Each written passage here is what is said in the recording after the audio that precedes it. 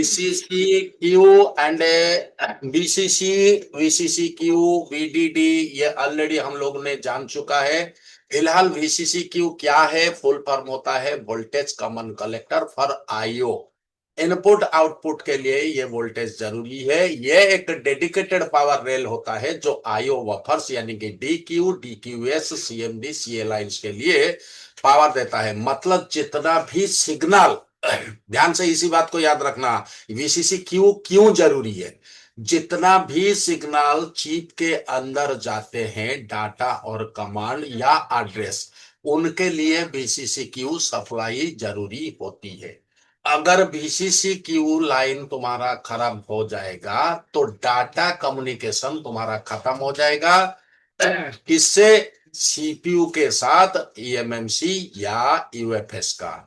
अगर डाटा लेन देन का काम खत्म हो गया, या तो तुम्हारा सेट हैंग ऑन लोगो पर रह जाएगा, या तो सेट तुम्हारा ऑटो पोर्ट बनाएगा, या तो सेट तुम्हारा रैंडम रिस्टार्ट करेगा। समझ में आया क्या? आगे बढ़े। Okay okay. So VCC Q का रोल क्या है? IO power supply, DRAM, NAND के आईओ ड्राइवर्स को चलाने के लिए VCC क्यू रेल से वोल्टेज मिलता है। वोल्टेज लेवल टिपिकली 1.8, 1.2 और 0.9। ये डिपेंड करता है कि हमारे उस eMMC के अंदर या EMCP के अंदर रैम का जो वर्जन है वो कौन सा है। अगर लोअर वर्जन है तो ज्यादा वोल्टेज लगेगा, अगर हायर वर्जन है तो हमें कम वोल्टेज लगेगा। ये PMIC से रेगुलेटेड होता है सिग्नल इंटीग्रिटी। अगर VCC क्यू स्टेबल ना हो तो आईओ सिग्नल वीक या नॉइजी हो जाते हैं, जिससे डाटा करप्शन या फ्लैशिंग फेल हो जाता है। Separation from core power VCC, VCC core circuit के लिए, VCC क्यू आईओ सेक्शन के लिए। इस सेपरेशन से नॉइज आइसोलेशन होता है। ये जो लाइन मैंने यहां पढ़ा, VCC कोर सर्किट के लिए, VCC क्यू आईओ सेक्शन के लिए, अगर इनको अलग ना किया जाए तो इसमें नॉइज पैदा हो सकता है। इसलिए नॉइज मुक्त यानी कि वाइब्रेशन मुक्त यानी कि कोई भी डाटा आपस में कॉन्फ्लिक्ट ना करे, इससे अलग करने के लिए VCC को अलग से और VCC क्यू को अलग से वोल्टेज दिया जाता है। ज्यादातर VCC जो है वो कोर सर्किट के लिए होता है, यानी कि सेट को, चिप को एक्टिव करने के लिए होता है। और VCC क्यू जो होता है वो डाटा लेन देन काम के लिए इस्तेमाल किया जाता है। जरा VCC क्यू को देख लेते हैं। सिमेटिक के अंदर VCC क्यू कहां पर है? यहां से इसको कॉपी करेंगे, कॉपी करके सीमाटिक में चलेंगे और सीमाटिक में इसको यहां से हम पेस्ट करेंगे, पेस्ट करके सर्च करेंगे। तो ये आ गया VCC क्यू। VCC क्यू कितना लाइन है जरा देख लो। VCC क्यू तुम्हारा 5 लाइन है। और कहां से ये वोल्टेज आ रहा है? ये आ रहा है वीरेज L5 1.8, वीरेज L5 1.8। अगर ये लाइन तुम्हारा, ज्यादातर तुम लोगों को पता है ये लाइन बहुत भारी शॉर्ट होता है, याद है कि नहीं याद है? तुम लोग कहते हो VIO लाइन शॉर्ट हो गया, यही कहते हो ना? अच्छा गुरुजी 1.8 वाला है ये खतरनाक वाला। हाँ, तो ये लाइन ज्यादातर तुम्हारा शॉर्ट हो जाता है। अगर तुम्हारा सेट में माइक्रोन का EMCP लगा है तो ज्यादातर माइक्रोन का EMCP के लिए ये वोल्टेज बड़ा घातक होता है। और इसी वोल्टेज के वजह से माइक्रोन का जो UFS होता है, सॉरी eMMC या EMCP होता है, वो शॉर्ट कर जाता है। तो जब IC बहुत ज्यादा गर्म होता रहे ना, तो उस टाइम तुम्हें ये लाइन को चेक करना है। और मैंने कहा ये लाइन हमारा पावर IC से रेगुलेट होके आता है। तो अगर यहां से हम वीरेज L5 को डबल क्लिक करते हैं तो ये हमें कहां लेके पहुंचाता है जरा देखो।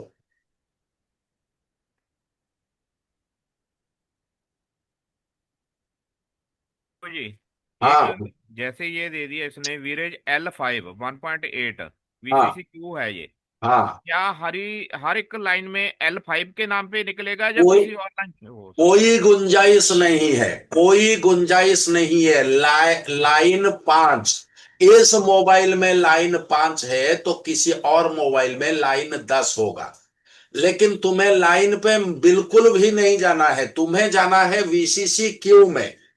VCC क्यूब है, ओके। हाँ, वो वीसीसी क्यू L5 से हो सकता है, L7 से हो सकता है, L13 से हो सकता है, कहीं से हो सकता है, हमें उससे कोई मतलब नहीं। हमें सिर्फ मतलब है बीसीसी क्यू का लाइन।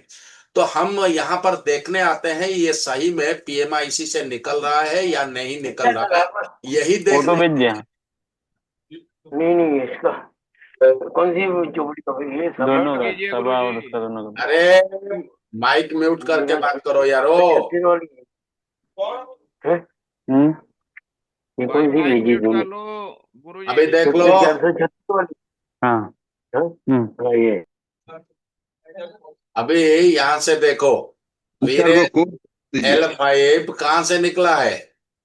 ये कौन सा आईसी है? PM439 पावर आईसी से, एलडीओ सर्किट से हमारा वीरेज L5 निकल के हमारा एएमएमसी के लिए वीसीसी क्यू का काम करता है, जिसके वजह से यहाँ हमारा डाटा जो है वो लेन देन की काम में ये उसको मदद करता है। That is why this is called IO voltage, इसको कहते हैं इनपुट एंड आउटपुट वोल्टेज।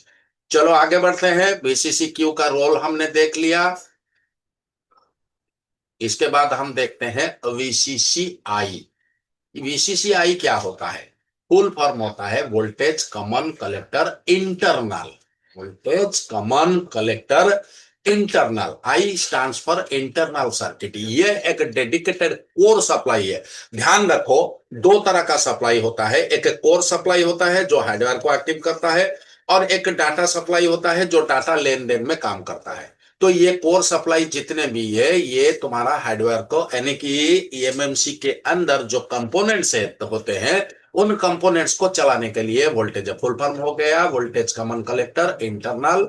ये डेडिकेटेड कोर सप्लाई रोल होता है जो नैंड या डीराम के इंटरनल लॉजिक सर्किट को पावर देता है। मतलब जितने भी रॉ कॉलम डिकोडर्स होते हैं ना, जितने भी रॉ कॉलम डिकोडर्स समझ में आ रहा है? अरे जो डाटा को तुम्हारा डिकोड करते हैं, सीपीयू भेजा तो इसको इसने डिकोड करके ईएमसीपी को भेजा, ईएमसीपी ने सीपीयू को जवाब दिया, फिर भी ये डिकोड करके उसको सीपीयू के लैंग्वेज में तब्दील करके देता है। सेंस एम्पलीफायर कंट्रोल लॉजिक होते हैं, उनका पावर सोर्स बीसीसीआई होता है। तो देख लेते हैं बीसीसीआई सच में कोई पावर सप्लाई है या इसके अंदर नहीं है। यहां पर चलते हैं और यहां से इसको पेस्ट करते हैं और सर्च करते हैं, तो ये आया बीसीसीआई। जरा देख लो, ये बीसीसी। गुरुजी जो आपने बोला कोड डिकोड कर रहा है, क्या हाँ, जैसे EMMC उसको उसका कोड 30 भेजा उसने 1010 में कन्वर्ट किया?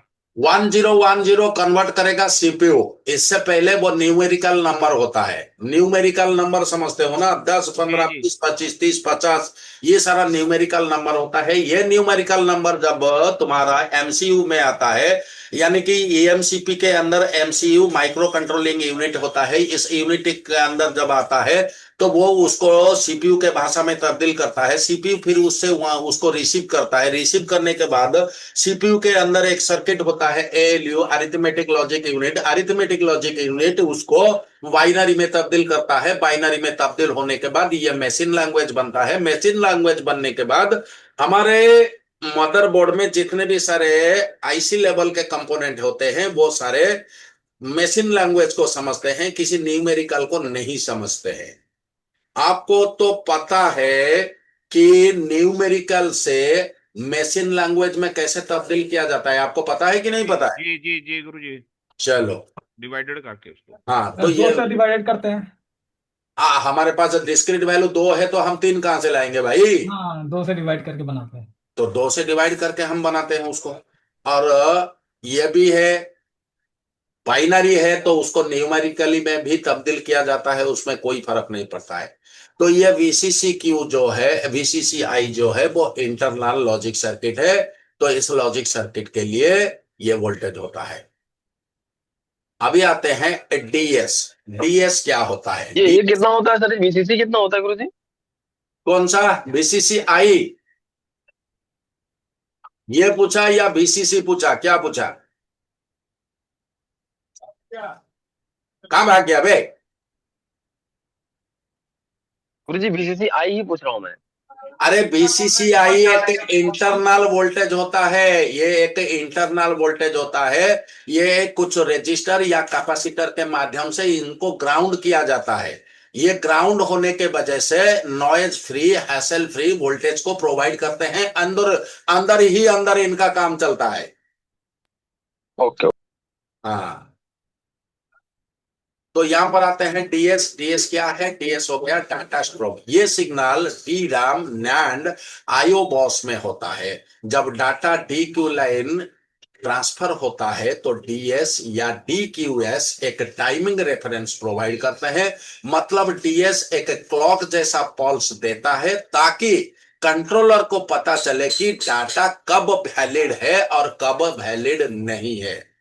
तो डीएस है क्या? सचमुच डीएस हमारे सिमेटिक के अंदर है?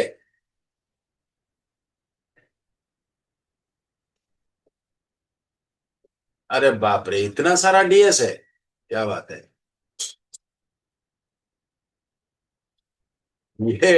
ये तुम्हें सीधा लेके इसमें फेंक दिया का ब्लॉक डायग्राम में। और ये कौन सा है? ये डीएस आई। हमें डीएस चाहिए, हमें डीएस आई नहीं चाहिए।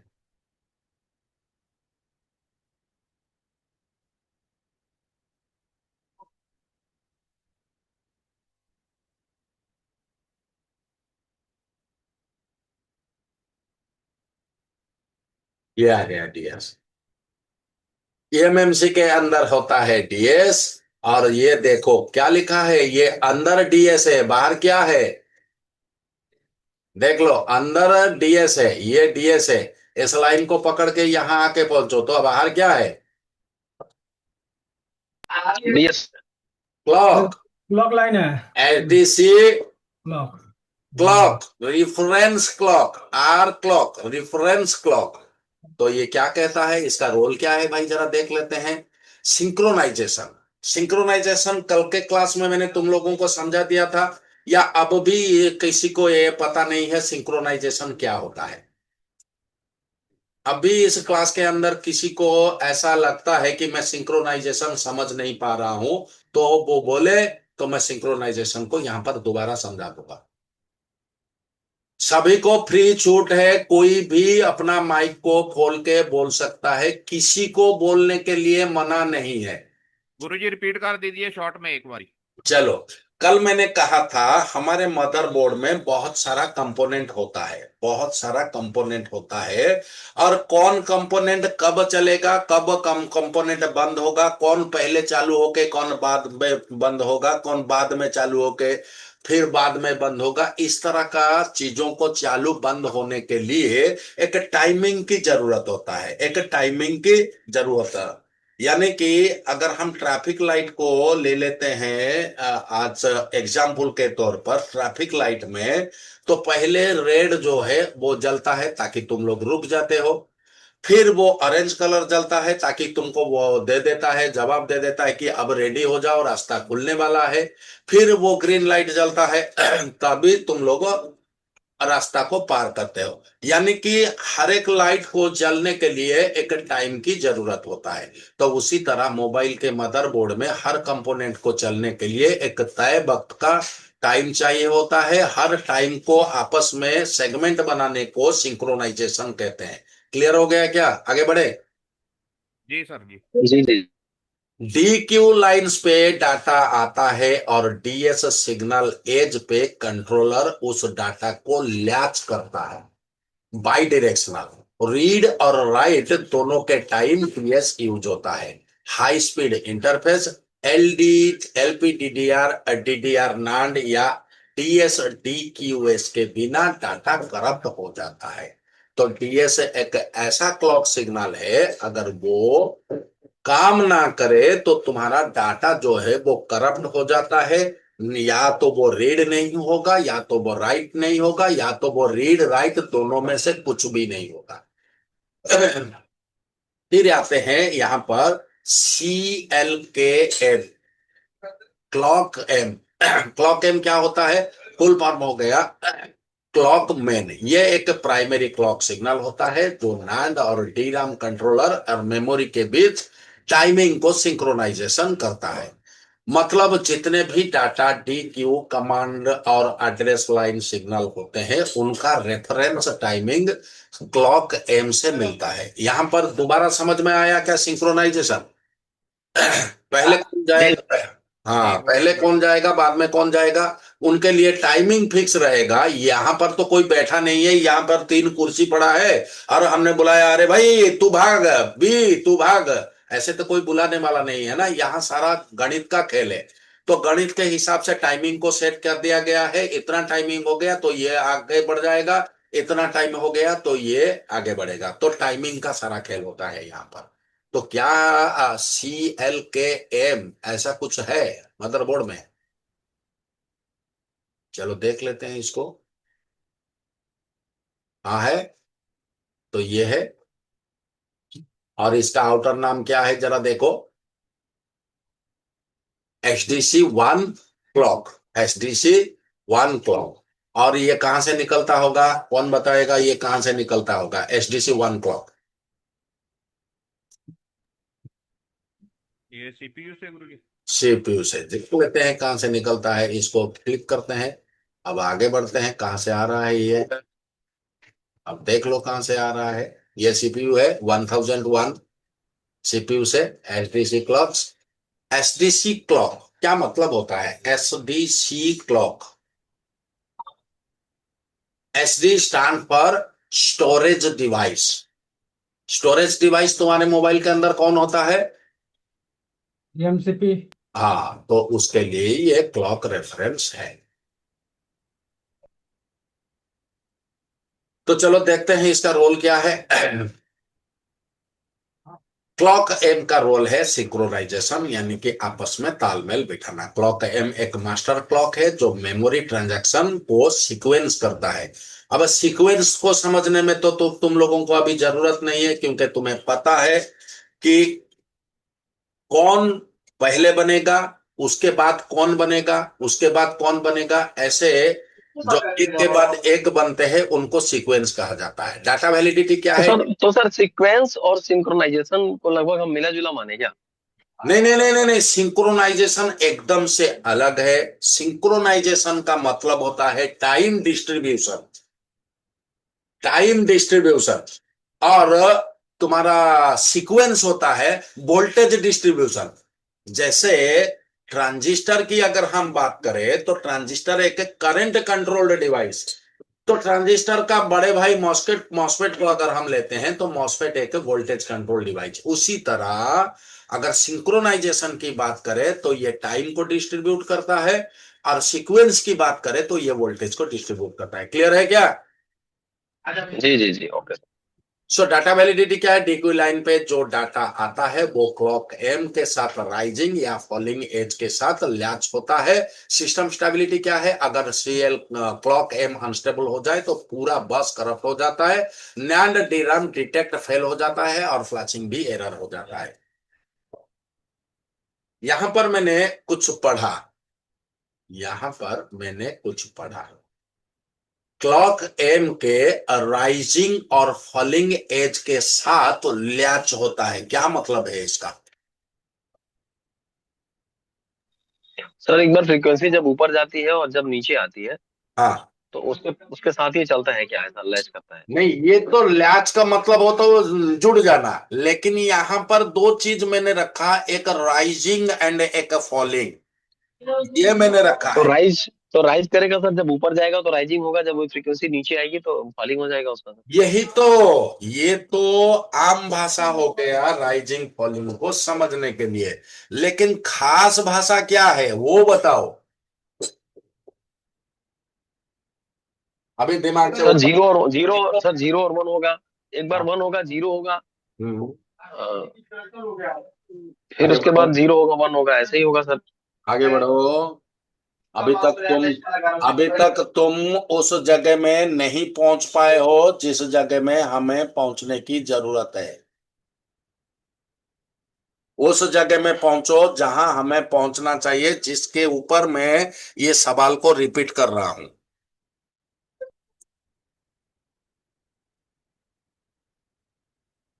सर एक बार प्लस होगा, जीरो होगा, फिर माइनस होगा सर। अभी तक तुम उस जगह में नहीं पहुंच पाए, चलो तुम्हें उसी जगह में पहुंचाते हैं।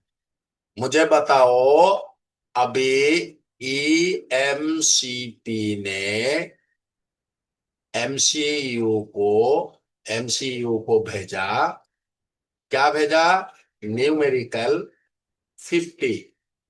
अब ये न्यूमेरिकल तुम्हारा जाएगा सीपीयू में, एएलयू में जाएगा, एएलयू में ये बाइनरी में कन्वर्ट होगा, ये बाइनरी में कन्वर्ट होगा। अब यहां पर राइज और फॉल का जो सीक्वेंस होता है उसको हम तय करेंगे। कैसे करेंगे? चलो पहले 50 को हम बाइनरी में कन्वर्ट करते हैं। करो, कन्वर्ट करो, कन्वर्ट करो। 25 गुरु जी। उसके बाद आ गया 12 वन शेषफल, वन शेषफल हाँ, 6 0 और 3 आ गया गुरु जी। और सॉरी 3 नहीं, हम 2 लेंगे। हाँ 2 3 1 0, 2 1 का 2।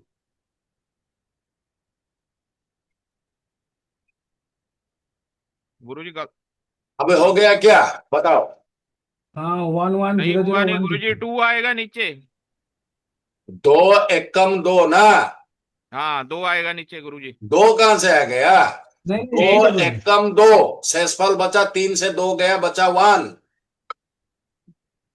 गुरु जी गलत हो गया नहीं?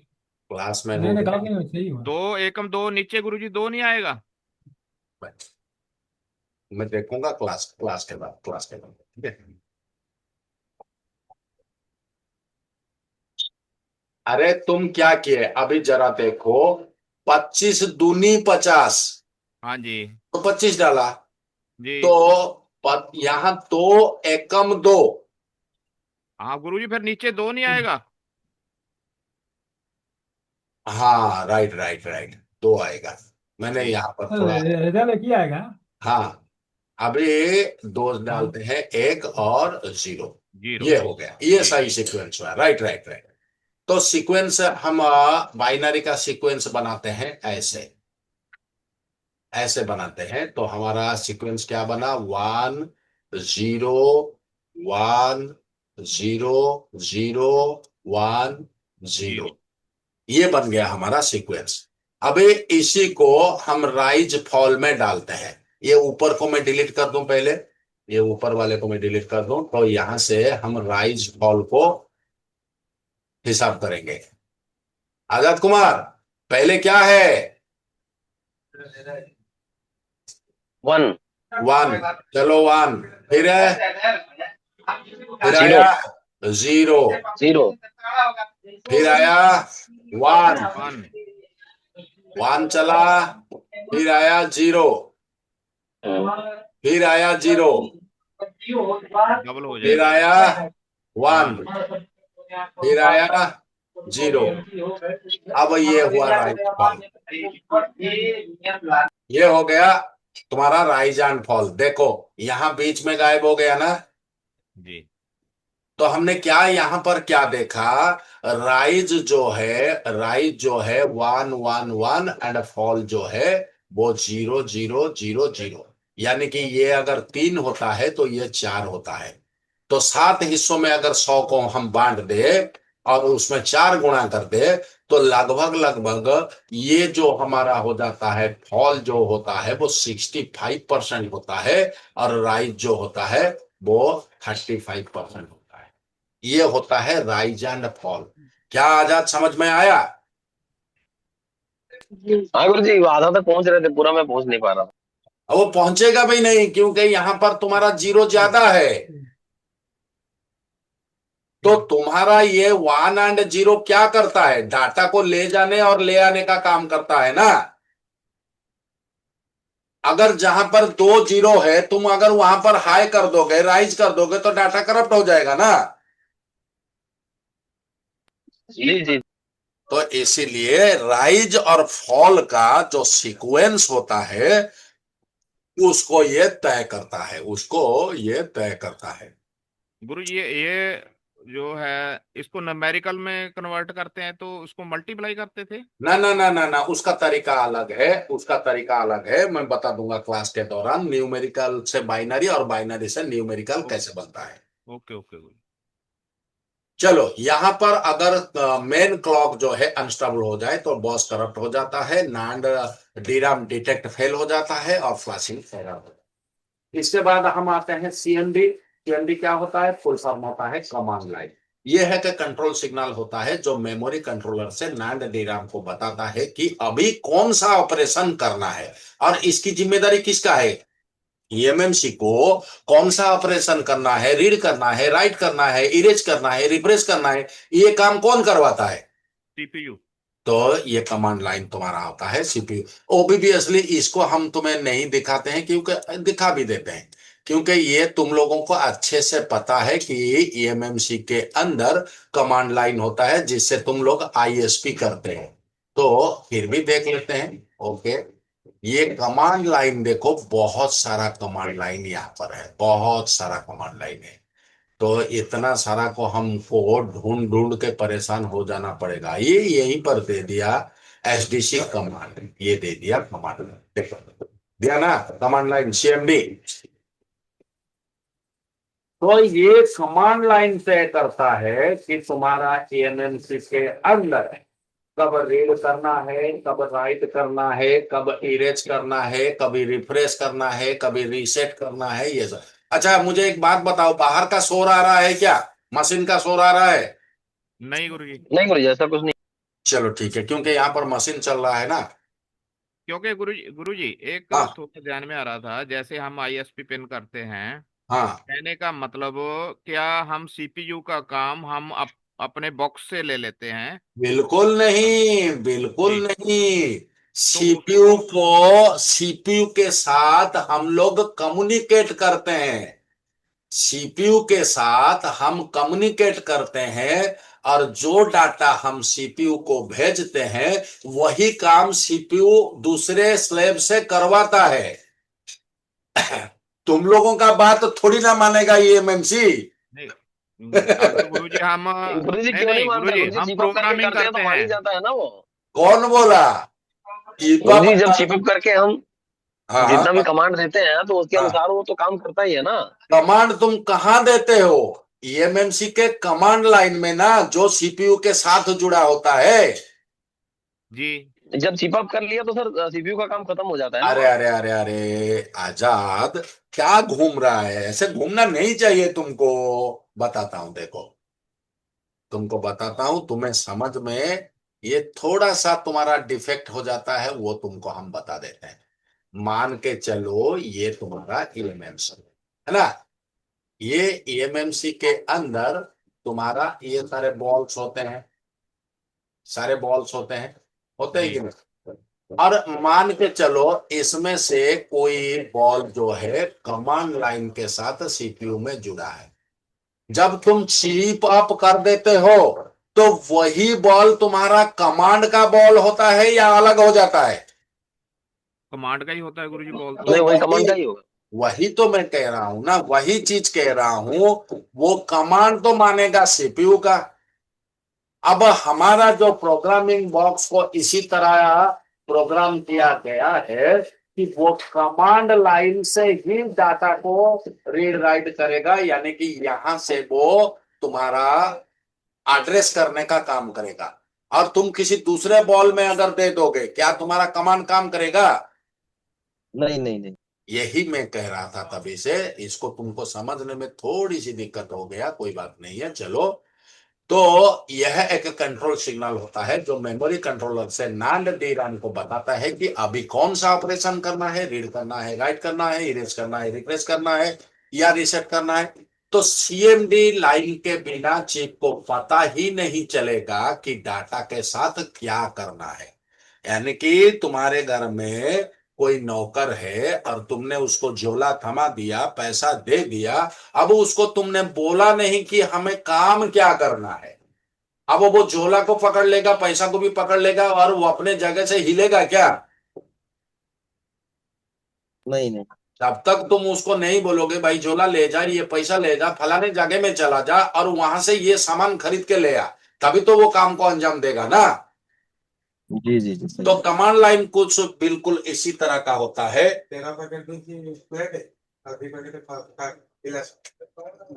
तो इसी तरह का कमांड लाइन जो है वो काम करता है। इसके बिना कोई भी काम तुम्हारा काम करेगा नहीं।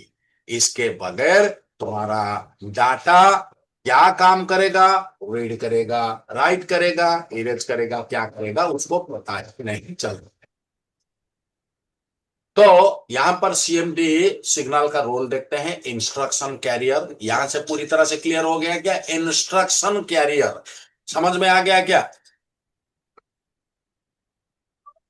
इंस्ट्रक्शन कैरियर समझ में आया क्या? नहीं गुरुजी। इंस्ट्रक्शन का मतलब क्या होता है? जानकारी। सूचना है। सूचना। और सूचना कैरियर का मतलब क्या होता है?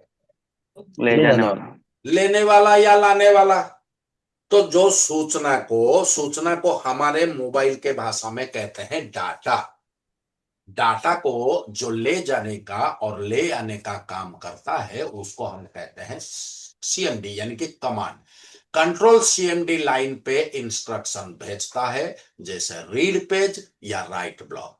पेज को रीड करो या ब्लॉक को राइट करो। फिर सिंक्रोनाइजेशन होता है। CMD line clock master clock के साथ सिंक होता है। टाइमिंग अगर एक जरा सी भी गलती हो गया, यानी कि ये समझ लो एक पीको सेकंड भी अगर गलत हो गया तो तुम्हारा डाटा करप्ट हो जाएगा। इसीलिए देखो, जब भी तुम्हारा क्लॉक लाइन खराब हो जाता है, क्लॉक लाइन मैक्सिमम तुम्हारा कोई रजिस्टर के माध्यम से बाईपास होके आता है, जब उस क्लॉक लाइन का रजिस्टर वैल्यू हाई हो जाता है तब क्या होता है? तो स्पीड में फर्क पड़ प्रोसेस जाएगा प्रोसेस जैसे। स्लो हो जाता है गुरुजी। यानी कि ये कैमरा ओपन करो, जाओ खा पी के दूसरे दिन आओ, वो खुलता रहेगा। ये ना। जी जी। तो उसी तरह क्लॉक के साथ कमांड जो है वो सिंक्रोनाइज करता है, टाइमिंग का सिंक्रोनाइज करता है, तभी जाके। और टाइमिंग का सिंक्रोनाइज कैसे करता है? अभी हमने राइज और फॉल देख लिया। राइज और फॉल हमने देख लिया ना। तो उसी राइज फॉल के साथ तुम्हारा सिंक्रोनाइज होता है। अब क्या आजाद तुम्हारे मन में अब भी कॉन्फ्लिक्ट है कि राइज फॉल में तुम्हारा डाटा कैसे टाइम के साथ सिंक्रोनाइज होता है? क्या अभी भी तुम्हारे दिमाग में ये चल रहा है? नहीं नहीं गुरुजी, कंफर्म हो गया। कंफर्म है ना? जी जी जी। देखो, अगर हम बात करें 1 से 0 तक पहुंचना, 1 से 0 तक पहुंचना, तो 1 से 0 तक पहुंचने के लिए एक टाइम लगेगा कि नहीं लगेगा? लगेगा लगेगा। और फिर 0 से 1 तक पहुंचने में टाइम लगेगा कि नहीं लगेगा? जी जी। तो ऐसे मान के चलो, ऐसे तुम मान के चलो कि यहां पर 1 आया, यहां से 1 यहां तक पहुंचा, तो इसके बीच में ये जो गैप रहा इसको हम कहते हैं पीडी। याद है ना? Propagation delay. जी याद है ना? जी जी जी जी। जी। फिर जब इसका यहां पर क्लॉक खत्म हो गया तो इसने फॉल किया, इसने यहां से फॉल किया। फॉल किया, यहां पर आ गया 0। अब 0 जो है यहां से यहां तक गुजरेगा, जब वो गुजरेगा तो यहां से एक वो टाइमिंग लेगा, पीडी। फिर यहां से जब ये खत्म हो गया फिर से ये राइज करेगा, फिर यहां से चलेगा आगे। अब जरा गौर से देखो, यहां से यहां से यहां तक पहुंचने में उसको कितना टाइम लगा, बताओ मुझे। यहां से यहां तक पहुंचने में उसको कितना टाइम लगा? 2 PD। 2 3 PD हो जाएंगे गुरुजी को 2 PD नहीं, होगा? 2 PD होगा एक गुरुजी जब राइज। ये नीचे जाएगा इसका हाँ टाइम भी होगा ना? हाँ, अभी देखो यहां से राइज में 1 PD प्रोपागेशन डिले, और यहां से फॉल किया इसने। फॉल करने हाँ। के बाद फॉल से जब यहां से यहां तक चला 1 PD और लगा, तो 1 PD plus 1 PD that equal गुरुजी टू 2 PD। राज जो राइज का टाइम है वो नहीं काउंट होगा?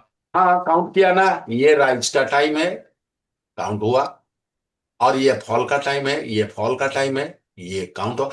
अरे यहां से यहां आप देख रहे हो, ये डिस्टेंस मेंटेन थोड़ी करता है, ये डिस्टेंस मेंटेन नहीं करता है, ये डिस्टेंस मेंटेन करता है, ये डिस्टेंस मेंटेन करता है। यहां से यहां तक पहुंचने में 1 PD, फिर यहां से यहां तक पहुंचने में 1 PD। तो ओनली यहाँ, पीडी का टाइम काउंट करे? हाँ जितना बढ़ेगा उतना पीडी का काउंट हो जाएगा। अब मजे की बात मुझे बताओ, मैंने यहां पर कहा यहां पर कोई टाइम खर्चा नहीं होता है। अब तुम लोगों ने भी इसको मान भी लिया, जी। और जरा मुझे प्रूव करके बता दो कि यहां पर तुम्हारा टाइम खर्चा नहीं होता है, मुझे बता दो।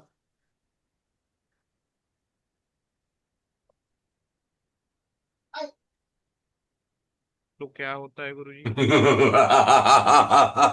क्या रे आजाद, बता बता यहाँ पर क्यों का टाइम खर्चा नहीं हुआ, बताओ। क्योंकि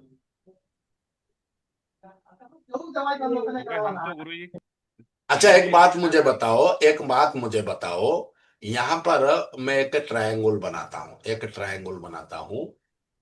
अब जरा गौर से इसको देखना। एक बंदा यहां पर खड़ा है, एक बंदा यहां पर खड़ा है, और ये है डेस्टिनेशन पॉइंट, यानी कि ये एक सामान को अपने सर पे रखा है, एक सामान को ये अपने सर पे रखा है। अब दोनों को पहुंचना ही इस जगह में, और ये यहां से गया, ऐसे गया और जाके यहां पर सामान को रखा। अब ये काम किया है या नहीं किया है, बताओ। गुरुजी विस्थापन हो रहा है तो काम तो होगा ही होगा। तो W = F.S, जी W = F.S। जी जी। अब ये बंदा यहां से यहां उठा, यहां पर पहुंचा, अब ये काम किया है कि नहीं किया है? किया होगा गुरुजी। कैसे किया बताओ, तो वही तो बताओ। गुरुजी डब्ल्यू फिर से बोलिएगा, फिर से बोलिएगा। ये बंदा यहां से जी सामान को उठा के इस जगह में लेके पहुंचा दिया, ये यहां से गया, और ये बंदा यहां से यहां गया। अब जी ये तो काम कर रहा है क्योंकि इसने डिस्टेंस को मेंटेन किया, और जी ये बंदा जब यहां से यहां पहुंचा तो ये काम किया या नहीं किया? करेगा गुरुजी, डिस्टेंस मेंटेन तो ये भी कर रहा है तो। चलो ठीक है, ठीक है, तुम्हारे ही बात को हम मान लेते हैं। जी जी यहां से पहले बंदे का फोर्स को हम लेते हैं 5 N, और डिस्टेंस यानी कि एस जो होता है वो डिस्टेंस हम ले लेते हैं 5 मीटर। 5 मीटर यहां से यहां तक जो रास्ता हुआ वो हो गया तुम्हारा 5 मीटर। जी। तो ये हमारा डब्ल्यू वार्क कितना हुआ, 5 5 इंटू 5, यानी कि 25 25। जूल। 25 जूल इसने काम किया, 25 जूल इसने काम किया। अब ये बंदा यहां से उठा यहां पहुंचा। अब मुझे बताओ W = F, इसका भी 5, इसका भी 5, इसका भी 5, और इसका S डिस्टेंस कितना मुझे बताओ। ये यहां से यहां पहुंचा तो 5 मीटर, इसका डिस्टेंस कितना है? ये कितना दूरी तय किया बताओ। ये गुरुजी कैसे? 5 मीटर की दूरी तो है इसकी। कहा, वही तो दिखाओ मेरे को। हम दूरी जमीन से जमीन को मापेंगे या जमीन से आसमान को मापेंगे? वो उसकी हाइट होगी, इसकी दूरी नहीं हुई गुरुजी। तो यही तो कह रहा ना, डिस्टेंस क्या हो गया, दूरी। जीरो। जीरो जीरो हो हुआ गई। ना। तो जी। W = कितना हुआ, वार्क कितना किया इसने? 0। जब वार्क ही नहीं करता है तो टाइम कहां से आएगा? तो ये तो वही कर रहा है ना, ये फॉल कर रहा है और राइज कर रहा है, काम कितना कर रहा है? Zero zero. तो कहां से इसको हम टाइम लेंगे देंगे? इसको टाइम देके क्या मरेंगे? नहीं गुरुजी। इसीलिए यहां से यहां तक एक टीपीडी और यहां से एक टीपीडी, यानी कि एक साइकिल बनाने के लिए, एक राइज और एक फॉल बनाने के लिए उसको 2 टीपीडी। गुरुजी अगर अगर हम कोई भी ईंट अपने छत पे पहुंचाते हैं तो मतलब हम कोई काम नहीं करते गुरुजी। अगर तुम वर्टिकली किसी सीढ़ी के ऊपर चढ़ के जाओगे, वर्टिकली चढ़ोगे, तो तुम्हारा वर्क इज इक्वल टू 0। अगर तुम हॉरिजॉन्टली या स्लोप बना के जाओगे, जहां से तुम्हारा डिस्टेंस कवर होगा वहां से तुम्हारा काम होगा, work is equal to multitude रहेगा।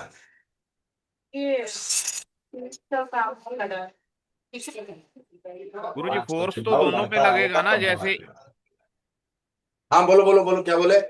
गुरुजी फोर्स तो दोनों पे लगा ना, उसका भी और से डिस्टेंस हो गया, ऊपर का भी डिस्टेंस हो गया। फिजिक्स क्या विस्थापन कहता है? इसका विस्थापन होना चाहिए, विस्थापन होना चाहिए। विस्थापन अगर नहीं हुआ तो कार्य हुआ, इसका हम मानेंगे क्या? फिजिक्स क्या कहता है? अगर हम अगर हम एक एक अगर बॉडी एक को हम एक, किसी धातु को हम दिन भर हिलाते रहे और अपने जगह से नहीं हिला तो दिन भर का काम हमारा जीरो है। 0 है। जी जी तो अब ये यहां पर क्लियर हो गया क्या? क्लियर हुआ कि नहीं हुआ? जी जी जी बस। तो मान के चलो यहां से तुम्हारा एक टीपीडी और बढ़ा देता हूं, इसको 0 कर देता हूं, फिर और राइज करता हूं। अब जरा देखो, यहां पर 1 के लिए एक टीपीडी चाहिए और 0 के लिए कितना टीपीडी चाहिए? 2 तो यही टाइम को क्लॉक क्या करता है, तुम लोगों के साथ सिंक्रोनाइजेशन करता है। अगर नहीं करेगा तो 1 के जगह में 0 चला जाएगा, 0 के जगह में डबल 1 चला जाएगा, फिर हमारा जो जो चीज को हम बनाने जा रहे थे वो बंदर बन के रह जाएगा। चलो आगे बढ़ते हैं। तो नैंड और डी रैम बूट होने के टाइम सबसे पहले सीएमडी लाइन एक्टिव होता है, जो चिप को इंस्टॉलाइज करता है। इंस्टॉलाइज करने के बाद डाटा 0, और इसके बारे में हम लोगों को बड़े अच्छे से पता है, क्योंकि हम लोग जब आईएसपी करते हैं तो डाटा 0 के साथ हम इसको क्या करते हैं, कम्युनिकेट करते हैं। तो डाटा 0 क्या होता है? फुल फॉर्म है डाटा लाइन 0। ये नांड डीराम के डाटा बस का पहला बीट लाइन होता है। तो एक ईएमसीपी में टोटल कितना बीट का लाइन होता है? 8 बिट का। 8 बीट का। क्यों 8 बीट क्यों हुआ? 16 क्यों नहीं हुआ? 32 क्यों नहीं हुआ? 65 क्यों नहीं हुआ? गुरुजी जो ये टाइमिंग इसकी है गुरुजी 8 बिट में 4041। 1 बाइट होता है ना। हाँ, इसीलिए टाइमिंग के साथ यहाँ कोई टाइम रिश्ता की नहीं सिंह साहब। यहाँ पर क्या है कि डाटा को जो ईएमसीपी स्टोर करता है वो 1 बाइट के नीचे नहीं कर पाता है। उसमें डाटा स्टोर होने का जो प्रोसेस होता है वो 1 बाइट को ही स्टोर करता है। इसीलिए जब तक कमांड लाइन के माध्यम से 8 बीट नहीं होगा तब तक वो डाटा स्टोर नहीं होगा, या इरेज भी नहीं होगा, या रिफ्रेश भी नहीं होगा, रीसेट भी नहीं होगा। तो हर काम के लिए सीपीयू को 8 बिट कम से कम भेजना पड़ेगा। 8 बिट कम से कम भेजना पड़ेगा, तभी जाके हमारा काम होता है। गुरुजी 8 बाइट भेजना पड़ेगा, उसका 1 बिट बनेगा जहाँ 8 बीट भेजोगे तो 1 बाइट बनेगा, और 1024 बाइट बनाओगे तो एक हाँ जी मेगाबाइट बनेगा। ठीक है? जी जी जी जी हो गई। मतलब जब भी नांड डीराम से डाटा रीड राइट होता है तो सबसे पहले बीट डाटा 0 से 0 लाइन पे से ट्रैवल करता है। 0 1 2 3 इस तरह करके डाटा 7 तक जाता है। डाटा 0 का रोल क्या है? प्राइमरी डाटा पाथ होता है। नांड के पेज रीड राइट ऑपरेशन में सबसे पहले डाटा 0 लाइन एक्टिव होता है। बूट प्रोसेस में फोन बूट करने के टाइम भी नांड के आईडी रीड के लिए कंट्रोलर सबसे पहले डाटा 0 लाइन को चेक करता है। एरर सेंसिटिविटी क्या है? अगर डाटा जीरो लाइन फॉल्टी हो जाए तो पूरा चिप डिटेक्ट फेल हो जाता है। यानी कि ऐसे भी तुम समझ सकते हो कि अगर डाटा एक कमरा है तो जीरो उसका दरवाजा है। जब तक जीरो तुम क्रॉस नहीं करोगे तो 7 डाटा के पास तुम पहुंच नहीं पाओगे। अगर किसी भी वजह से अगर जीरो तुम्हारा करप्ट हो गया तो अंदर की डाटा तक तुम पहुंच नहीं पाओगे, तो अंदर का सारा डाटा लाइन ठीक होते हुए भी तुम्हारा चिप बेकार है। इसके बाद देखते हैं CS0। CS0 क्या होता है? फुल फॉर्म होता है chip select zero. Chip select zero क्या ये है क्या आजाद कुमार? जी गुरु जी। ये है क्या सिमेटिक के अंदर? देख लेते हैं है क्या। क्या बात है तो ये तो छोड़ो, ये तो इसका ये है, क्या कहते हैं इसको, टेबल है। ये आ गया, देखो CS0N एंड CS0, CS1N। तो CS का मतलब क्या होता है आजाद? CS और SS क्या होता है? गुरु जी दिमाग में नहीं चिप चल रहा सेलेक्ट मेरे। क्या बात करते हो? चिप सेलेक्ट हो गया गुरु जी। एक CS का मतलब होता है चिप सिलेक्ट और उसका दूसरा नाम होता है SS का मतलब होता है स्लेव सिलेक्ट। अब ये चिप सिलेक्ट और स्लेव सिलेक्ट क्या होता है? ये चिप सिलेक्ट और स्लेव सिलेक्ट क्या होता है? ये माइंड में निकल गया गुरु जी, रिपीट हाँ, कीजिए। मैं गला घोटूंगा, तुम्हारा सभी का गला घोट दूंगा, तुम चिंता ना करो। सबका गला घोट दूंगा तब मजा आएगा। प्रोटोकॉल में रंजीत बताइए। स्लेव को सिलेक्ट करता है एक माइक्रो कंट्रोलर। एक मिनट, एक मिनट, मैं बस 2 मिनट का थोड़ा सा रेस्ट लेता हूं। समझना है तो समझो चिप सिलेक्ट क्या होता है। हमारे पास मास्टर कितने होते हैं? एक गुरु जी। एक। अभी तो किसी बंदे ने मेरे को ये बोला कि आजकल हमारे मोबाइल में 2-2 मास्टर आ चुके हैं। गुरु जी हाँ ये हाँ, बैट्समैन मास्टर है। लेकिन उनका तो कहना 2-2 मास्टर आ चुका है। ये हो हाँ गया तो तुम्हारा, मास्टर एक ही होता है गुरु जी। ये हो गया तुम्हारा मास्टर, और ये हो गया तुम्हारा स्लेब। हम कुछ स्लेब का यहां पर सिलेक्ट करेंगे, ज्यादा नहीं करेंगे, 4-5 कर लेते हैं। यानी कि मास्टर एक ही है। ये मास्टर हो गया एक, और ये हो गया S1, S2, S3, S4, S5। यानी कि slab 1, slab 2, slab 3, slab 4, slab 5। इसको मान लेते हैं ऑडियो के लिए है, इसको मान लेते हैं कैमरा के लिए, इसको मान लेते हैं फिंगरप्रिंट के लिए, इसको मान लेते हैं EMMC मान लेते हैं, और इसको मान लेते हैं क्या, कोई एक डिस्प्ले। बताओ नेटवर्क के बारे में। इसको हम नेटवर्क करते हैं, ठीक है। जी। अब सबसे पहले क्या होगा ना, क्लॉक डिस्ट्रीब्यूशन होगा। तुम्हारा क्लॉक डिस्ट्रीब्यूशन होगा। तो क्लॉक कैसे डिस्ट्रीब्यूशन होगा? अरे यार, ये एकदम घटिया बन जाता है। क्लॉक कैसे डिस्ट्रीब्यूशन होगा उसको जरा समझो। यहां से इसको जाएगा, इसको भी जाएगा, इसको जाएगा, इसको भी जाएगा, और इसको भी जाएगा। क्लॉक सेंड हो गया। अब क्लॉक सेंड होने के बाद मान के चलो सिंह साहब ने बोला कि मेरा मोबाइल तो लॉक है, मैं जरा अपने फिंगर को लगा के मोबाइल को अनलॉक कर दो। आपने मोबाइल के फिंगरप्रिंट मॉड्यूल में या आईसी में आप हाथ लगाते हैं या मॉड्यूल पे हाथ लगाते हो? फिंगरप्रिंट के मॉड्यूल में आप उंगली डालते हो या अंदर बोर्ड खोल के उसके आईसी के ऊपर उंगली डालते हो? मॉड्यूल नहीं में। सर, फिंगरप्रिंट में ही। मॉड्यूल पे डालते हो। जी। तो मॉड्यूल मान के चलो यहां पर तुम्हारा मॉड्यूल है, यहां पर तुम्हारा मॉड्यूल है, ये रहा तुम्हारा मॉड्यूल।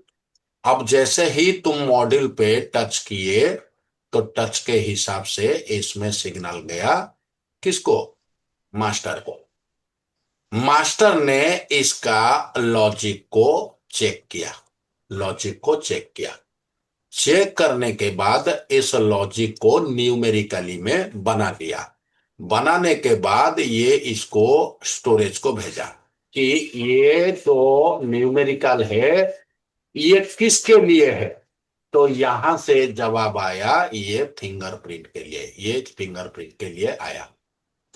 अब मान के चलो यहां पर जितने भी स्लेब है सबका एक आधार कार्ड है। इसको हम कहते हैं 001, इसको कहते हैं 002, इसको कहते हैं 003, इसको कहते हैं 004 और इसको कहते हैं 005। ध्यान से रखो, यहां सारी स्लेब का जो कोड होता है वो 7 डिजिट से लेकर 10 डिजिट का होता है। हमने यहाँ छोटा ले लिया है तुमको बस समझाने के लिए, लेकिन इनका जो कोड होता है वो 7 डिजिट से 10 डिजिट का होता है। अब यहां पर जब एमएमसी ने इस फ्रीक्वेंसी को भेजा कि बोला कि ये फिंगरप्रिंट का है, तो फिंगरप्रिंट का कोड क्या है? फिंगरप्रिंट का कोड है 0003, है ना, है कि नहीं? जी। अब यही 003 को इसने क्या किया? सेंड किया। ये 003 को इसने सेंड किया, यहां से 003 को इसने सेंड कर दिया। सेंड करने के बाद ये बाई डायरेक्शनल होता है, इसी रास्ते में जाएगा, इसी रास्ते में आएगा। अब सीपीयू को थोड़ी ना पता है ये फिंगरप्रिंट है, ये सेंसर है, ये माइक है, फलाना है, ढिमका है। सीपीयू को तो कुछ मालूम नहीं है। तो सीपीयू यहां से क्या करेगा? इस डाटा को यहां से सभी को भेज देगा। यहां से ये क्या करेगा? सभी को भेज देगा। इसको भी भेज देगा, इसको भी भेजेगा, इसको भी भेजेगा, इसको भी भेजेगा और इसको भी भेजेगा। अब मुझे बताओ इस लाइन में हमारा आता क्या है? इस लाइन में हमारा क्या आया है? क्या आया है? न्यूमेरिकल नंबर गुरु जी। तो कोड आएगा। हाँ, ये कोड आया, इसके रास्ते में तुम्हारा कोड आया। और जिसको जो कोड लेना है वो ले लेगा। हाँ, नहीं, इसमें थोड़ा अलग चीज होता है। वो क्या है? ये सभी के पास चला जाता है। सभी के पास चला जाने के बाद सब अपने अपने कोड के साथ इसको मिलाते हैं। इसने मिलाया, इसने देखा 003 आया है, मेरा तो 001 है, और मेरा तो कोई काम नहीं, ये आइसोलेट हो जाता है। ये आइसोलेट मतलब ये चुपचाप बैठ जाता है, ना रिजेक्ट करता है ना कुछ कहता है, ना रिजेक्ट करता है ना कुछ कहता है, ये आइसोलेट हो जाता है। फिर उसके बाद ये मिलाता है, ये इसके साथ मिला नहीं और इसके साथ मिल गया। जैसे ही इसके साथ मिल गया तो ये क्या करेगा? एक डाटा को अप करेगा, एक डाटा यहां वो हाई करेगा, क्योंकि ये ताकतवर है, ये कमजोर है। तो जो कमजोर है वो एक बिट को हाई करेगा और हाई करने के बाद यही डाटा को इसने सेंड करेगा सीपीयू, यही डाटा को सीपीयू को सेंड करेगा। तो हमारा सवाल था चिप सिलेक्ट। अब देखो इस कोड के माध्यम से चिप सिलेक्ट हुआ कि नहीं? हो गए। तो इसको कहते हैं चिप सिलेक्ट करना। सीपीयू इन सारे चीज को जब सिलेक्ट करता है तभी जाके पावर आईसी इनको वोल्टेज प्रोवाइड करता है। जब तक सीपीयू सिलेक्ट नहीं करेगा तब तक ये इसको वोल्टेज प्रोवाइड नहीं करेगा। अब क्लियर हो गया? जी, एक सवाल है। एक सवाल जो है स्लेब जो 003 वहां से जो एक बीट मास्टर को दिया, वो कि एक ही लाइन से दिया, मतलब आप तो ड्रॉ किया 2 लाइन। अरे अरे अरे अरे अरे अरे, मैंने यहां तुम्हें समझाने के लिए लाइन बनाया। समझ गए ना? मैंने समझाने के लिए ये लाइन काम जो बनाया। होगा वो एक लाइन पे होगा। वो इसी रास्ते में जाएगा, इसी रास्ते में जाके यहां पर पहुंचेगा। हाँ, ठीक ये है। मैंने बस तुमको समझाने के लिए ये लाइन यहां पर बना दी। मैं समझ गया 2 लाइन के ना साथ ना ना ना जाएगा। ना, इसीलिए इसको बाई डायरेक्शनल कहा जाता है, यानी कि जिस रास्ते में जाएगा वही रास्ते में आएगा। हाँ, लेकिन अगर ये I2C है तो होगा, अगर SPI है तो SPI में वही लाइन में नहीं जाके दूसरे लाइन में जाएगा। Serial peripheral interface. Serial peripheral interface जब होगा तो यहां से क्या होगा, यहां से समझो क्या होगा। अगर एसपीआई है तो एसपीआई में ये सीधा सीधा ये फिंगरप्रिंट का जो कोड है सीधा भेज देगा फिंगरप्रिंट के पास। आप किसी के पास वो भेजेगा नहीं, सीधा फिंगरप्रिंट के पास भेज देगा एसपीआई के माध्यम से। तो फिंगरप्रिंट सीधा फिर एक बिट ऑफ करेगा और जवाब देगा। अगर एसपीआई प्रोटोकॉल है तो ऐसा होगा, अगर I2C प्रोटोकॉल है तो ऐसा होगा।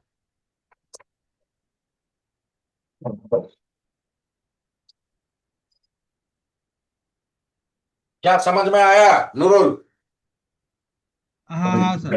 हाँ अभी चिंता ना करो, क्लास में तुम्हें SPI, SPMI, I2C, I3C, I2S ये सारा जो प्रोटोकॉल होता है उसकी जानकारी तुमको क्लास में मिल जाएगा, चिंता ना करो, सारा चीज तुम्हें मिल जाएगा। तो ये था हमारा क्या, चिप सिलेक्ट, ये था हमारा चिप सिलेक्ट।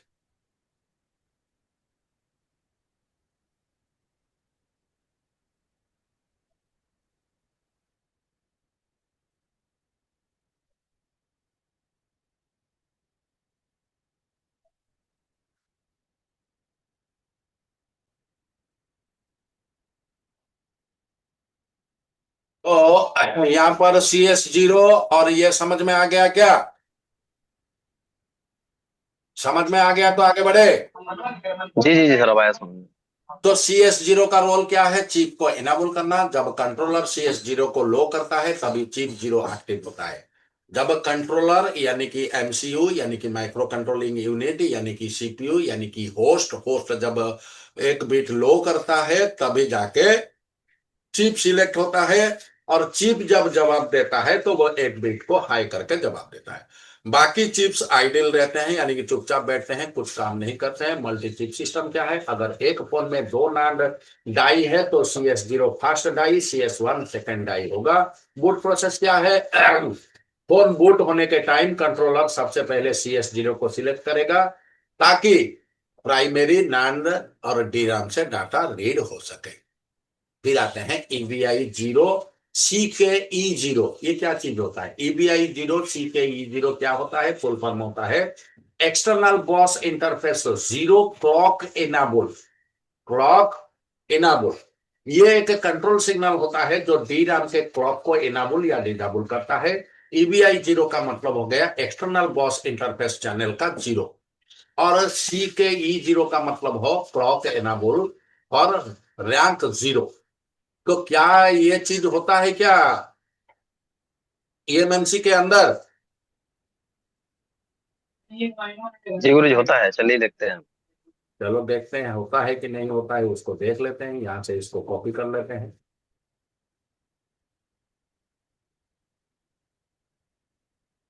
ये आ गया, देखो, है ना EMMC के अंदर। जी जी। तो EBI0, CKE0 का रोल क्या है? क्लॉक को कंट्रोल करना। जब CKE0 हाई होता है DRAM क्लॉक एक्टिव रहता है, चिप काम करता है। जब CKE0 लो होता है DRAM क्लॉक डिसेबल हो जाता है और चिप स्टैंड बाई या स्लीप मोड में चला जाता है। पावर सेविंग, मोबाइल DRAM में CKE लाइंस का यूज होता है चिप को लो पावर मोड में डालने के लिए। मल्टी रैंक सपोर्ट करता है। अगर एक पैकेज में मल्टीपल रैंक चिप होते हैं, CKE0, CKE1 इस तरह का होता है, ये इसको सेकेंड रैंक कहा जाता है।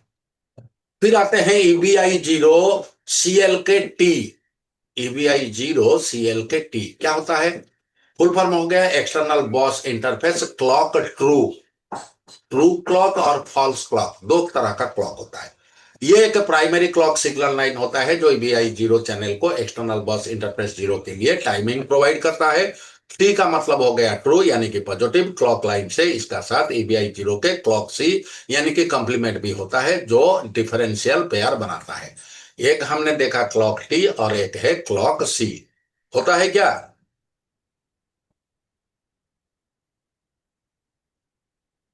रामचरण, रामचरण, जी ये गुरु जी। इतना खामोश क्यों रे?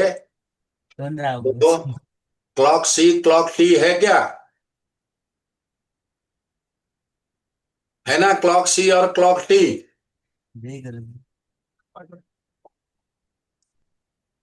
ईबीआई क्लॉक टी का रोल क्या है?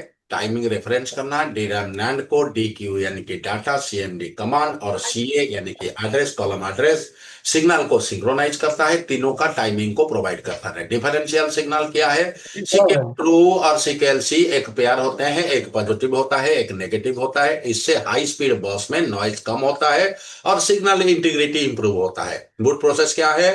फोन बूट होने के टाइम सबसे पहले क्लॉक एम ईबीआई जीरो के क्लॉक टी पल्सेस को जनरेट होता है जो मेमोरी को इंस्टॉलाइज करते हैं। सीबीआई ईबीआई जीरो क्लॉक सी फुल फॉर्म हो गया एक्सटर्नल बस इंटरप्रेस क्लॉक का कॉम्प्लीमेंट। ये एक सेकेंडरी क्लॉक लाइन होता है। ईबीआई जीरो को क्लॉक ट्रू के साथ ये पेयर बनता है। पेयर बनने के बाद मतलब सीकेएल टी पॉजिटिव क्लॉक और सीकेएल सी नेगेटिव क्लॉक दोनों मिलकर एक डिफरेंस क्लॉक पेयर बनाते हैं। Difference signaling high speed DRAM और नैंड बस में clock difference pair clock T plus clock C मिलकर डाटा को भेजते हैं। इससे नॉइज इम्यूनिटी बढ़ जाती है और सिग्नल इंटीग्रिटी स्ट्रांग होता है। Synchronization DQ data CMD command CA address signal के साथ सिंक्रोनाइज करने के लिए क्लीन क्लॉक पल्सेस मिलता है। अगर दो नहीं होगा तो पल्स जो है वो क्लीन नहीं मिलेगा। अगर इसमें एक क्लॉक को हम ग्राउंड कर देंगे तो हमारा यहाँ पर डिस्टरबेंस आ जाएगा। बूस्ट प्रोसेस क्या है? फोन बूट होने के टाइम पहले क्लॉक टी फिर क्लॉक सी पेयर एक्टिव होते हैं जो मेमोरी को इंस्टॉलाइज करते हैं। फिर आते हैं EVI zero DQ S zero T. क्या होता है? External bus interface zero data strobe zero data strobe zero और ये ट्रू होता है। एक डाटा स्ट्रोब लाइन होता है। यहां पर थोड़ा सा छोटा सा सवाल रह गया, स्ट्रोब क्या होता है? स्ट्रोब सर क्या ये होता लाइन तो जब ये लाइन सर एलसीडी में जब वो हम लोग डीवीडी बनाते थे उसमें क्लॉक स्टॉप और डाटा की लाइन होती थी सर। है? नहीं, यहां पर स्ट्रोब का मतलब क्या है? ये एक डाटा स्ट्रोब लाइन होता है। स्ट्रोब क्या होता है? नहीं पता है ये तो। वक्त के ऊपर वो झटका एग्जीक्यूट झटका। करता है, जैसे फ्लैश तो हाँ बिल्कुल। कैमरा के टाइम पे फ्लैश तो हम्म ये एक झटका लाइन है। टी का मतलब ट्रू होता है। स्ट्रोल लाइन इसके साथ ईबीआई जीरो और डीक्यूएस सी कंप्लीमेंट के साथ भी होता है जो डिफरेंशियल पेयर बनाते हैं। जब DQ line data bits transfer होते हैं तो डीक्यूएस जीरो ट्रू पल्सेस को बताता है कि डाटा कब वैलिड है। जब तक ये टी नहीं होगा तो डाटा इनवैलिड बताएगा। Differential signal D Q S zero T और डी क्यू एस जीरो सी एक पेयर होते हैं, एक पॉजिटिव एक नेगेटिव। इससे हाई स्पीड बस में नॉइज कम होता है, डाटा इंटीग्रिटी स्ट्रांग होता है। चैनल स्पेसिफिक क्या है? जीरो का मतलब ये फास्ट स्ट्रोक ग्रुप है और इस तरह का ये 7 चैनल तक भी हो सकता है, इससे भी ज्यादा हो सकता है। ये टाइमिंग को प्रोवाइड करता है। EBI D Q S C ये भी वही है जो हमने अभी पेयरिंग में पढ़ा।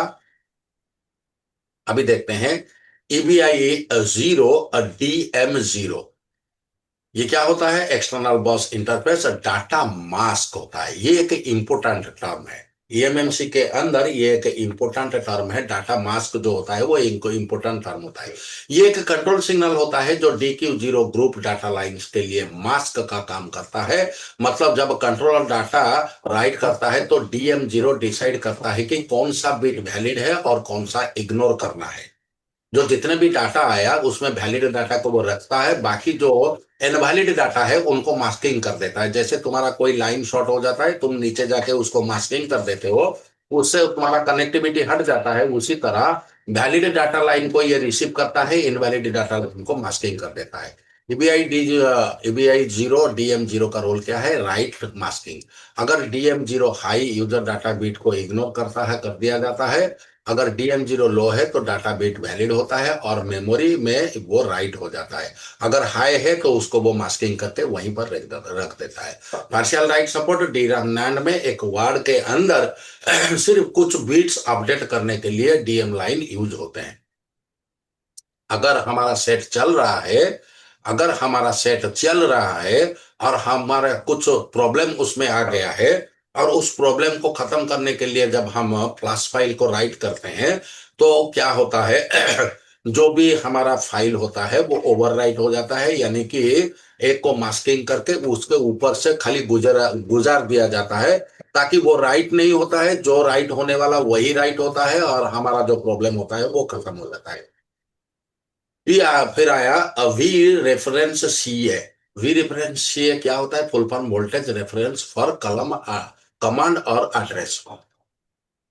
ये एक रेफरेंस वोल्टेज होता है जो डीराम नैंड के सीएमडी और सीए सिग्नल के लिए थ्रेशोल्ड को सेट करता है। थ्रेशोल्ड क्या होता है? थ्रेशोल्ड क्या होता है? किसी कंपोनेंट को ऑन होने के लिए उसका वोल्टेज, मानक वोल्टेज सर। मानक voltage, minimum requirement voltage.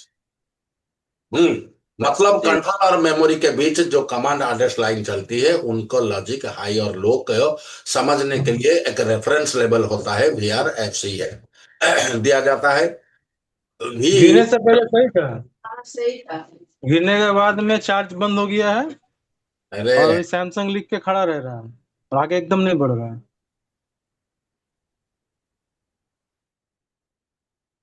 Mic को म्यूट करके बातें किया करो। तो वी रेफरेंस सीए का रोल क्या है? सिग्नल को थ्रेशोल्ड करना। सीएमडी सीए लाइंस को डिकोड करने के लिए डीराम एक रेफरेंस वोल्टेज यूज करता है। अगर input we reference CA logic high तो इनवैलिड है, अगर लॉजिक लो है तो ये वैलिड है।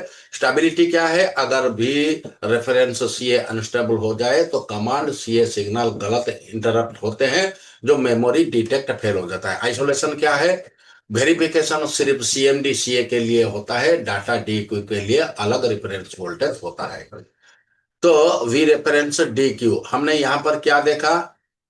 वी रेफरेंस सीए होता है कि नहीं होता है? रामचरण, रामचरण, ये सिमेटिक में होता है कि नहीं होता है क्या? है ना? हाँ। फिर डी क्यू भी है, तो डी क्यू को देख लेते हैं। डी क्यू क्या है?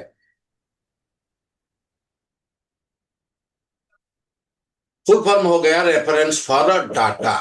डाटा ये एक रेफरेंस वोल्टेज होता है जो डीराम नैंड के डी क्यू लाइन के यानी डाटा लाइन के लिए थ्रेशोल्ड का सेट करता है। मतलब कंट्रोलर और मेमोरी के बीच में जो डाटा बिट्स ट्रांसफर होते हैं उनके लॉजिक हाई और लो को समझने के लिए एक रेफरेंस लेवल वोल्टेज दिया जाता है। इसका रोल क्या है? सिग्नल को थ्रेशोल्ड करना। डी क्यू लाइन को डिकोड करने के लिए डीराम एक रेफरेंस वोल्टेज यूज करता है। अगर input V R F D Q logic high होता है या लॉजिक लो होता है, तो अगर V reference D Q unstable हो जाए तो डाटा इंटरप्ट होगा और करप्शन फ्लैशिंग फेल होगा। आइसोलेशन क्या है? V R F D Q सिर्फ डी क्यू के लाइन के लिए होता है, सीएनडी सीए के लिए अलग रेफरेंस लाइन होता है। फिर आता है ओडीटी। ओडीटी क्या होता है? फुल फॉर्म हो गया ऑन डाई टर्मिनेशन। ओडीटी का मतलब हो गया ऑन डाई टर्मिनेशन। ये एक कंट्रोल फीचर होता है जो डीराम चिप के अंदर टर्मिनेशन रजिस्टर को एनाबल या डिसेबल करता है। क्या रे आजाद, ये टर्मिनेशन रजिस्टर क्या होता है?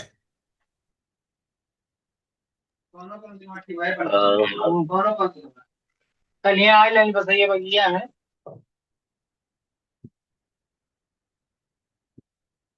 रजिस्टर का मतलब क्या होता है? यहां पर स्पेलिंग गलत है, यहां पर स्पेलिंग गलत है। REGI होगा, यहाँ SI मैंने कर दिया है, ये GI होगा।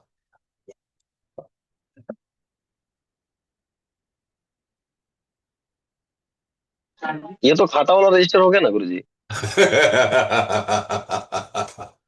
सीपीयू और EMMC के क्षेत्र में रजिस्टर जो होता है छोटा मेमोरी ब्लॉक को कहा जाता है। रजिस्टर का मतलब होता है स्मॉल मेमोरी ब्लॉक। मतलब हाई स्पीड बस पे रिफ्लेक्शन और नॉइज को कंट्रोल करने के लिए हम अपने अंदर ही टर्मिनेशन प्रोवाइड करता है, एक्सटर्नल रजिस्टर की जरूरत नहीं होता है। ओडीटी का रोल क्या है? Signal integrity. जब कंट्रोलर ओडीटी एनाबल करता है, डीराम अपने आईओ लाइंस पे टर्मिनेशन अप्लाई करता है, रिफ्लेक्शन कम होता है। डायनामिक कंट्रोल क्या है? रीड राइट के टाइम ओडीटी अलग अलग एनाबल होता है बस को क्लीन रहने के लिए। पावर सेविंग का है, जब ओडीटी डिजेबल हो जाता है तो अननेसेसरी पावर कंजप्शन से बचा जाता है। क्या खत्म हो गया क्या? नहीं गुरुजी, ये जी खत्म होने वाली चीज थोड़ी ना है। ओडीटी को देखते हैं, ओडीटी है कि नहीं, या ये कोई फॉल्स चीज है?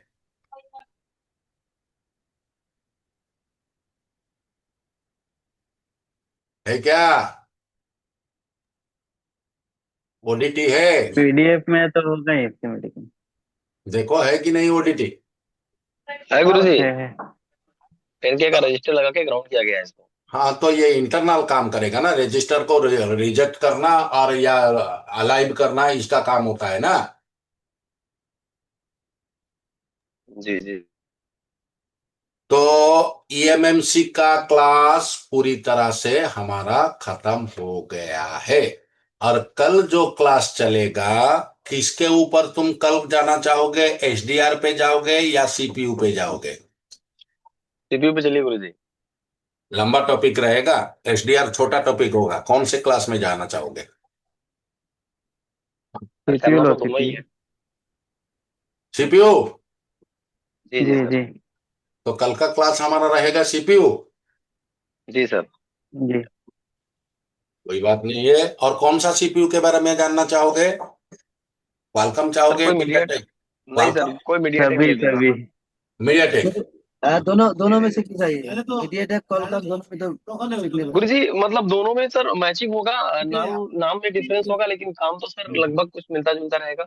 100% काम बराबर है, चाहे मीडियाटेक हो चाहे क्वालकॉम हो, 100% काम बराबर होता है। फर्क सिर्फ इतना होता है कि उनका नाम क्वालकॉम में अलग हो जाता है और मीडियाटेक में अलग हो जाता है। जी जी जी जी। अब अगर किसी का मन में कोई भी सवाल हो या कोई डिमांड करेगा कि हमारा ये क्लास होना चाहिए, तो 100% वही क्लास होगा। किसी का सवाल है या किसी का डिमांड है तो रखो मेरे सामने। गुरुजी ये सब क्लास होने के बाद लॉजिक एनालाइजर का सेटिंग सिग्नल का टेस्ट करते हैं, उसके बारे में एक बार। लॉजिक एनालाइजर का सिग्नल कैसे टेस्ट करना है, यही है ना? हाँ हाँ हाँ, जी गुरुजी, सेटिंग और उसकी सेटिंग कैसे करते हैं सर, वो कैसे सेटिंग करते हैं करना भी उस सब जानना के बारे में। चलो कल बता दे, कल नहीं, संडे को बताएंगे। ठीक है, लॉजिक है। ओके एनालाइजर का पूरी प्रैक्टिकल क्लास संडे को करेंगे। जी जी जी जी, सही है सर। ओके। और क्या चाहिए? बस हो गया या और कुछ चाहिए?